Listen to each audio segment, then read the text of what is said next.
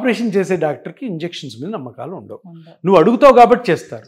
ఇప్పుడు మీరే వెళ్ళారు, మీరు ఒక ఆపరేషన్ చేసే డాక్టర్ దగ్గరికి వెళ్ళి, సార్ నాకు మోకాలు నొప్పి ఉంది, ఈ ట్రీట్మెంట్ చాలా ఫేమస్ అయింది కదా, ఇది మీరు చేస్తారంటే, అరే మనం ఎందుకు చేయకూడదు, సింపుల్ ఇంజెక్షనే కదా, నో అని ఎందుకు పేషెంట్ మిస్ చేసుకోవాలని చేస్తున్నారు. నేను చెప్పేది పేషెంట్స్ అందరికీ ఏంటంటే, ఎప్పుడు అటువంటి డాక్టర్స్ దగ్గరికి వెళ్ళొద్దు. ఎవరైతే దాన్ని కరెక్ట్గా విశ్లేషించి, కరెక్ట్ స్కానింగ్ చేసి, కరెక్ట్గా ఎక్స్ప్లెయిన్ చేసి, కరెక్ట్ ఫాలోఅప్ చేసి, అన్నిటికంటే ముఖ్యం ఏ డాక్టర్ అయితే నేను ఎప్పటికి కూడా నిన్ను ఆపరేషన్కి పంపించను అన్న డాక్టర్ దగ్గర చేసుకోండి.